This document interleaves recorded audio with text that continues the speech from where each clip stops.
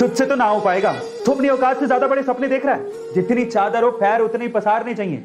जब ये लाइनें आप लोग अपने आसपास वालों से सुनते हो, स्पेशली अपने रिश्तेदारों से और अपने घर वालों से सुनते हो ना, तो हमारी हिम्मत डाउन होने लगती है। हमको अपने आप पे एक सेल्फ डाउट आने लगता है। हम ये सोच में पड़ जाते हैं कि मैं किसी लायक भी हूं क्या। अगर आपके साथ भी ऐसा कभी भी कुछ हुआ है या हो रहा है तो आज की कहानी बड़े ध्यान से सुनना, ये आपको बहुत काम आएगी। तो हुआ कुछ यूं कि एक जंगल में एक बरगद का पेड़ था और उस पेड़ पे चील ने अंडे दे रखे थे और उसी पेड़ के नीचे जंगली मुर्गी ने भी अंडे दे रखे थे। एक दिन हवा का बहाव आया और एक चील का अंडा नीचे गिर के मुर्गी के अंडों के साथ मिक्स हो गया।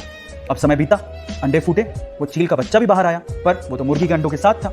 अब वो ये सोचते हुए बड़ा हुआ कि वो तो मुर्गी है।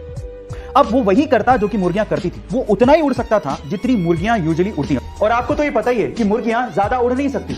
एक बार वो चील का बच्चा जो कि मुर्गियों की तरह पल रहा था, उसने आसमान में चील को उड़ते देखा। तो उसने अपनी मुर्गी मां को पूछा कि मां, वो पक्षी कौन है जो बड़े शान से उड़ रहा है। मां कहती है, बेटा वो तो चील है। तो बच्चा मासूमियत से सवाल पूछता है कि हम लोग इतना ऊंचा क्यों नहीं उड़ सकते। तो मां कहती है, क्योंकि तुम मुर्गी हो। और ये सोच के कि वो मुर्गी है, सेल्फ डाउट में कभी उसने ट्राई भी नहीं किया ऊंचा उड़ने का और सिर्फ मुर्गी बन के वो जीता रहा और एक दिन मर गया। अब इस कहानी का क्या मोरल है, क्या इसका मतलब निकलता है, क्या आप जानते हैं? इस कहानी का मोरल यह निकलता है कि लोगों ने आपसे कहा कि तू नहीं उड़ सकता, तेरी कोई औकात नहीं है, तू कुछ नहीं कर सकता।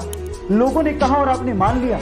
यही आपकी सबसे बड़ी गलती है। बस एक बात याद रखना कि जीत अगर पक्की हो तो कायर भी लड़ जाते हैं। बहादुर वो होते हैं जो हार का पता होने के बावजूद भी मैदान में डटे रहते हैं। इसका मतलब जानते हैं क्या है? इसका मतलब यह है कि लोग तुम्हें तुम्हारी असलियत बताएंगे, तुम्हें तुम्हारी औकात याद दिलाएंगे, तुम्हें यह कहेंगे कि तू ये नहीं कर सकता, तेरी औकात के बाहर है। उनकी बातें सुन के ना तुम्हें खुद को सेल्फ डाउट आने लगेगा कि तुम्हारी हार निश्चित है, तुम ये नहीं कर पाओगे।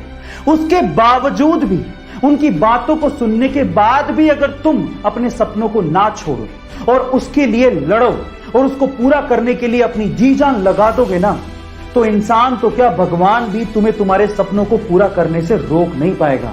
इसलिए जब लोग आपको आपकी औकात बताने की कोशिश करें ना, तो उनको ये कहना कि मैं नहीं बदलूंगा अपने सपनों को, अपनी औकात से मेल कराने को।